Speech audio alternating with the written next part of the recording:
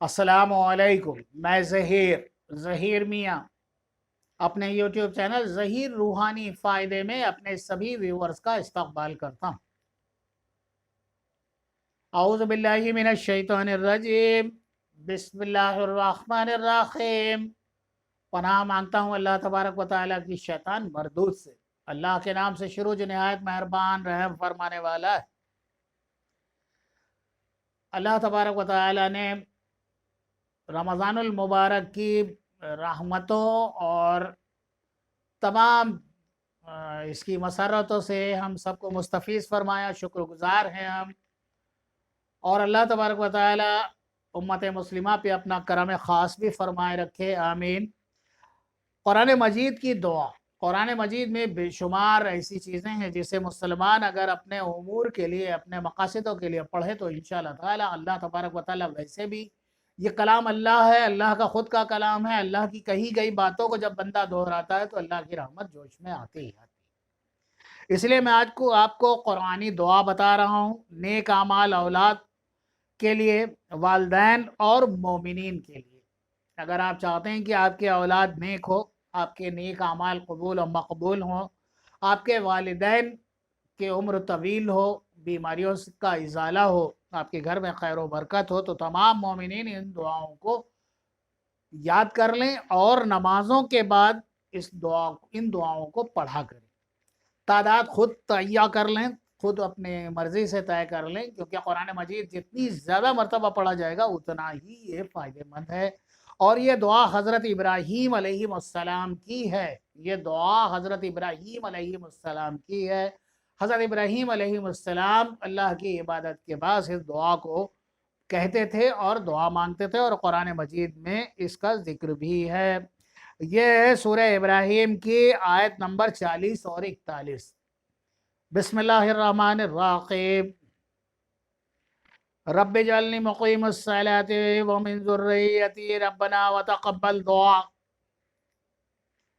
Rabbi जअलनी मुक़ीमस्सलाति व मिन ज़ुर्रिय्यती रब्बना व तक़ब्बल दुआ। ऐ रब हमारे, मुझे नमाज कायम करने वाला बना दे और मेरी औलाद को भी। ऐ हमारे रब, और तू हमें और हमारी दुआएं कबूल फरमा। दूसरी दुआ है सूरह इब्राहीम आयत नंबर 41। रब्बना इग़फ़िर ली वली वालिदैया वलिल मोमिनीना यौमा यक़ूमुल हिसाब। रब्बना इग़फ़िर ली वली वालिदैया वलिल मोमिनीना यौमा यक़ूमुल हिसाब। ऐ हमारे रब, मुझे बख्श दे और मेरे माँ बाप को और सभी मुसलमानों को कि जिस दिन हिसाब कायम होगा। अल्लाह बड़ा गफूर रहीम है। जिस शख्स ने नमाज़ों के बाद इन दुआओं का एहतमाम किया, चाहे वो 3 मरतबा पढ़े, 5 मरतबा पढ़े, 7 मरतबा पढ़े, 11 मरतबा पढ़े या 21 मरतबा पढ़े, इंशाअल्लाह ताला अल्लाह तबारक व ताला उसे बहुत बहुत सी नेकियों और बहुत सी बरकतों से मुस्तफ़ीज़ फरमाएगा। और ये चीज़ ऐसी होगी जो उसके हक़ में बेहद फ़ायदेमंद होगी। इस नोवल कोरोना वायरस के दौर में आज मैं आपको कुछ ऐसी चीज़ें बताता हूँ कि आप ज़हनी तौर से मजबूत रहें। क्योंकि एक बात जहन में रखिए कि इस टाइम कोरोना वबा का ऐसा मसला चल रहा है कि वो सांप काट गया, सांप काट गया। वो सांप जहरीला था या नहीं, इससे मतलब नहीं है। सांप को काटते हुए देख लिया है, बस इतना ही काफ़ी है। जबकि यकीन जानिए, कोरोना होने के बाद भी मोर्टालिटी का रेट 3-4% ही है। तो ऐसा क्या किया जाए कि हम लोग मेंटली इतने स्ट्रांग रहें, हम जहनी तौर पर इतने मजबूत रहें कि हमारा जहन इन चीज़ों से दूर रहे। इनको करने के आपको मैं कुछ नुक्ते बता रहा हूँ, नुक्तों पर अमल करें, इंशाअल्लाह ताला आप इस मूज़ी अमराज से महफूज रहेंगे। सबसे पहले तो आप ये करें कि अपने रोज़मर्रा की ज़िंदगी का एक सिस्टम, एक चार्ट बनाकर रखें और अपने जहन में कोई भी नेगेटिव ख्याल आने ना दें। हर पॉजिटिव, अपने जो आपके जहन में ख्यालात भी हों वो पॉजिटिव हों, जो आपको ज़िंदगी जीने की तरफ माइल करते हों। बेहतर ख़यालात अपने जहन में रखें, नेक ख़यालात जहन में रखें। नंबर 2, एक्टिव रहें और अपने आप को तरोताज़ा और खुश रखने की कोशिश करें। نمبر 3، نماز کی سختی سے پابندی کریں۔ نمبر 4، قرآن مجید کی تلاوت ضرور کریں، مسواک استعمال کریں، اور نماز کے ساتھ مسواک کا استعمال ضرور رکھیں۔ افطار کے وقت بہت زیادہ تلی بھنی چیزوں سے پرہیز کریں، اور کیا ہی بہتر ہو کہ اچھے قسم کے شربت جو گھروں پر تیار کیے جاتے ہیں ان شربتوں کو استعمال کریں، چاہے وہ نیمبو کی شکنجی ہو اور دیگر۔ میں بلکہ کل اس کے بارے میں پورا ایک ویڈیو ہی بنا کر آپ کو دوں گا کہ افطار کے بعد کن شربتوں کا استعمال کیا جانا صحت کے لیے بہت مفید ہوتا ہے۔ یہ میں اس پر ایک ویڈیو آپ کو ضرور پیش کروں گا۔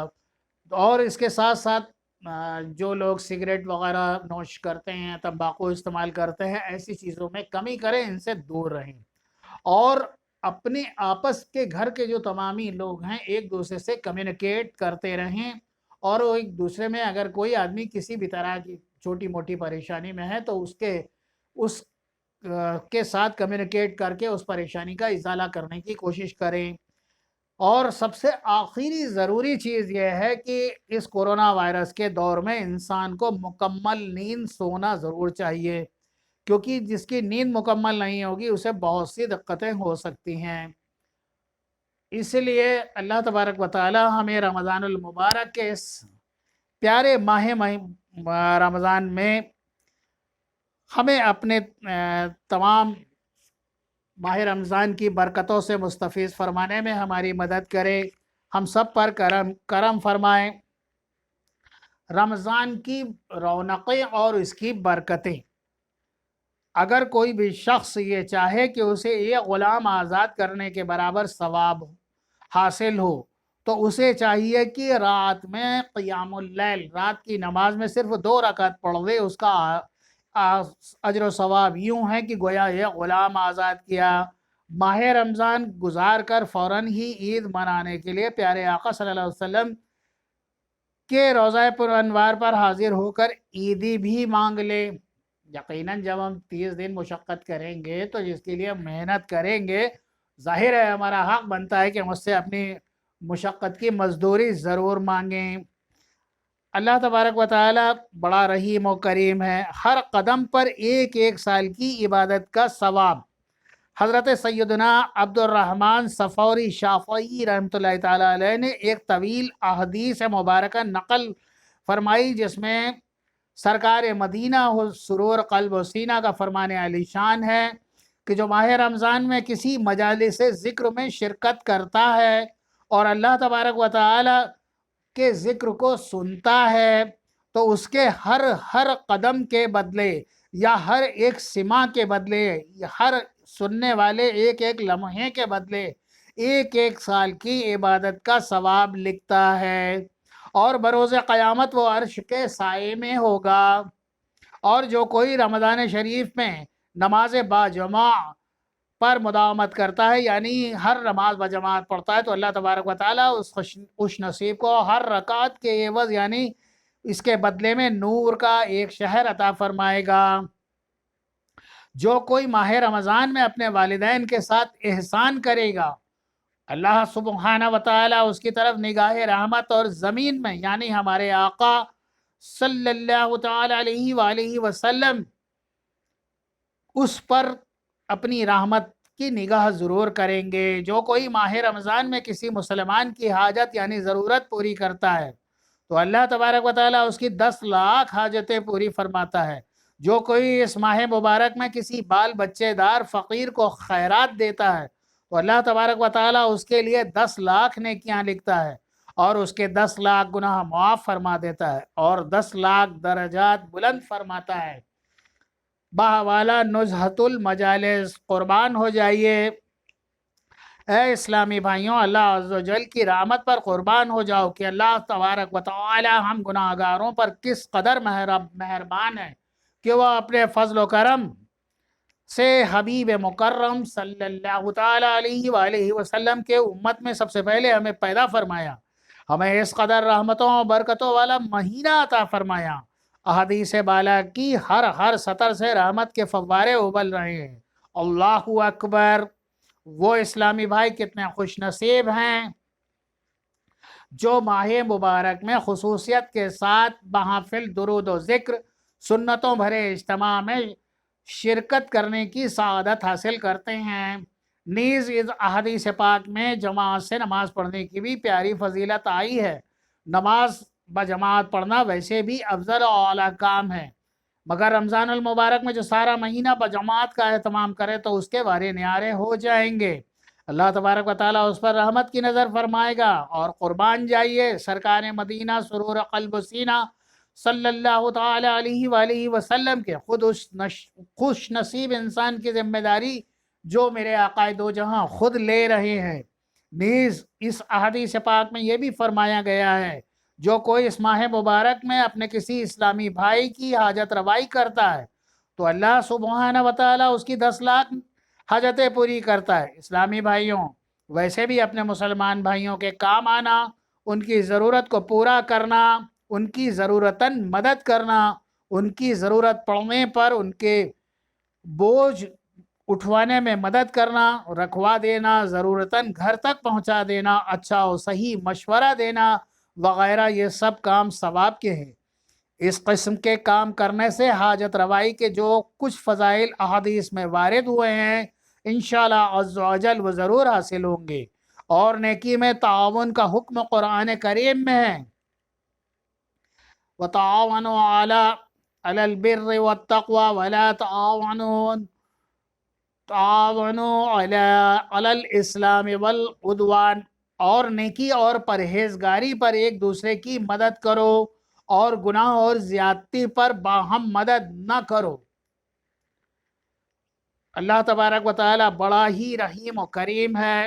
اس ماہ مقدس میں ہم سب کو چاہیے کہ نیکیوں کی زیادہ سے زیادہ کوشش کریں، اور خصوصاً جو اس وبا پھیلی ہوئی وبا کے زمانے کا جہاں تک سوال ہے، ہمارے بہت سے مسلمان بھائی اپنے روزگار سے خالی ہو گئے ہیں یا ان کے روزگار صحیح نہیں چل رہے ہیں، ان کے گھروں میں دقتیں اور تنگیاں ہیں۔ سب سے پہلے جو آج کل سوشل میڈیا پہ میں دیکھتا ہوں کہ انہوں نے اتنا کر دیا، وہ کر دیا، وہ کر دیا، اے مومنو ابھی وقت ہے، آنکھیں کھولو، دیکھو اپنی امت کی طرف سب سے پہلے، اپنے امتی بھائیوں کی طرف سب سے پہلے دیکھو، ان کا حق بنتا ہے تم پر، اور تم کہاں اور کس طرف اپنے جائز نیک کمائی گئی دولت کو کہاں خرچ کر رہے ہو۔ ایک بار اپنا محاسبہ ضرور کرو۔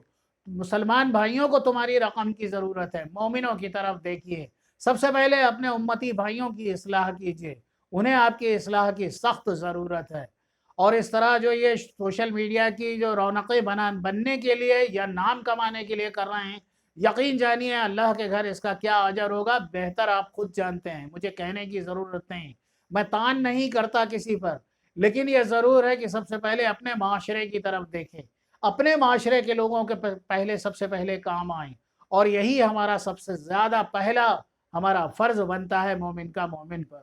اللہ تبارک و تعالیٰ سے میری دعا ہے کہ ہم سب کو زیادہ سے زیادہ نیکیوں میں حصہ لینے کی توفیق اور رفیق عطا فرمائیں، ہم سب کو اپنے مومن بھائیوں کی مدد کرنے، ان کے کام آنے کی توفیق اور رفیق عطا فرمائیں، ہم سب کو اپنے مسلمان بھائیوں کے کاندھے سے کاندھا ملا کر چلنے کی اور ایک دوسرے کے دکھ درد بانٹنے کی توفیق اور رفیق عطا فرمائیں، آمین۔ اللہ تبارک و تعالی ہم سب مسلمانوں کو اس مصیب وبا سے، ہمیں، ہمارے مال و زر کو، ہمارے اہل خانہ کو، ہماری عزت و آبرو کو محفوظ فرمائیں، اللہم آمین۔ اللہ تبارک و تعالی تمام مسلمانوں پر اپنا کرم خاص فرما دے، اللہم آمین۔ بہت سی دعاؤں کے ساتھ اللہ تبارک و تعالی آپ کا، ہم سب کا حامی و ناصر ہو۔ اللہ حافظ۔